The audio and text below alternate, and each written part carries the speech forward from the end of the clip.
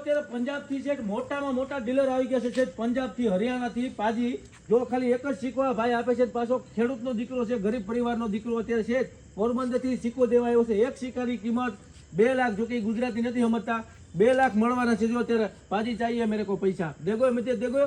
ले लो જો મિત્રો મને હિન્દી બોલતા તો આવડતું નથી બાકી આ પંજાબી ભાષા તો આવડે હિન્દી થોડું ઘણું આવડે એટલે હું તમારી સામે અત્યારે બતાવું છું બધા ગામના છોકરાઓ ભેગા થયા છે જો આ નિલેશભાઈ છે આ એના શેઠ છે નિલેશભાઈ કહેતા હતા ને કે શેઠ આ શેઠ મળી ગયા આપને पाजी आप कहाँ से हो पंजाब से हो कौन सा गाँव पंजाब में गोरेगांव अच्छा जलंधर में आया क्या किधर जलंधर में नहीं गोरेगांव हाँ अच्छा तो दोस्तों पाजी गोरेगांव ન્યાનું છે ગોરેગાંવ બે છે ઇન્ડિયામાં પાછું ગોરેગાંવ બીજું એવું ન સમજતા કારણ કે પંજાબમાં ગોરેગાંવ છે ને વાય છે તો દોસ્તો આ રીતની કઈ કન્ડિશન છે એટલે આ ભાઈ અમદાવાદ હતા નિલેશભાઈ અને પાજીને સેટ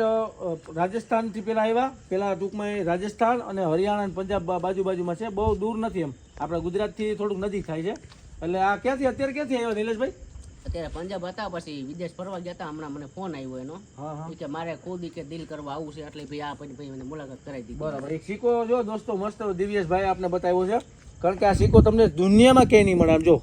सिक्को जो खाली तुम सिक्को जो मित्रों गांडा थी जाओ पाजी इसकी रेट इसकी कीमत पैसा क्यों ज्यादा इतना ज्यादा क्यों मिलेगा तो ये फॉरेन का सिक्का है फॉरेनर कंट्री का फॉरेनर कंट्री का अच्छा तो इससे इतना बड़ा पैसा मिलेगा इतना बड़ा 2 लाख गुजराती आपको आती है नहीं गुजराती भाई नहीं आती है मुझे हिंदी अच्छा अच्छा कौन सा नाम आपका क्या है विक्रम सिंह राव तो दोस्तों विक्रम सिंह અને નિલેશભાઈ હવે તમને એમ કહેતા હશો કે આ લોકો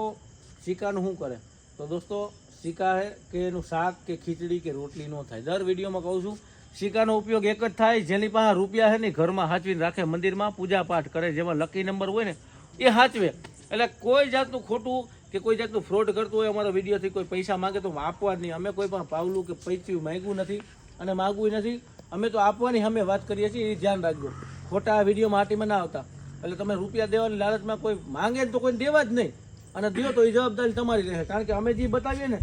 એ તો પૈસા આપવાની વાત છે બાપ દાદાની જમીન જાગીર હોય છે આની પાસે તો અહીંયા પંજાબથી સેટ અહીંયા આવ્યો છે એવડો હાવજ જેવો એકલો અને આ એવડી હિંમત કરીને અહીંયા સેટ આવ્યો એ માટીને હું 100 સેલ્યુટ કરું ભાઈ કારણ કે આ એટલું રિસ્કમાંથી આવ્યો જો કંઈ રૂપિયાવાળો હોય હું તમને કહું છું કે આ પૈસાનો કંઈ ઉપયોગ બીજે ન થાય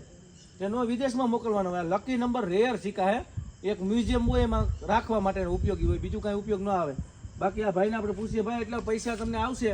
તો એનું શું કરશો તમે કંઈક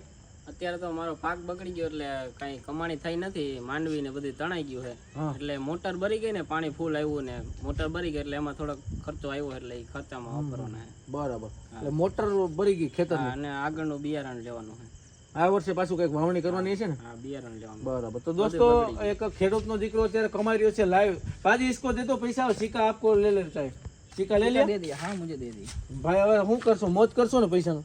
ખોટી રીતે વાપરતા નહીં પૈસા જમીનમાં એમાં ઉપયોગમાં જે છે એ વાપરજો ને એવું લેવાનું છે हाँ तो वांधो नहीं तो दोस्तों पाजी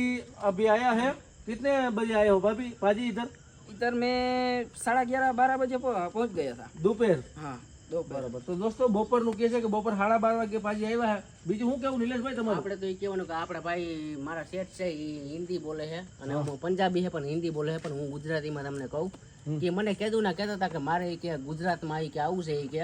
સિક્કાની ડીલ કેવી રીતના થાય મારે રૂબરૂ મળવું એટલે એ રીતના આ ભાઈની મેં કોન્ટેક્ટ કરાવી દીધો ને રૂબરૂ ડીલ કરાવી દીધી એમ બરાબર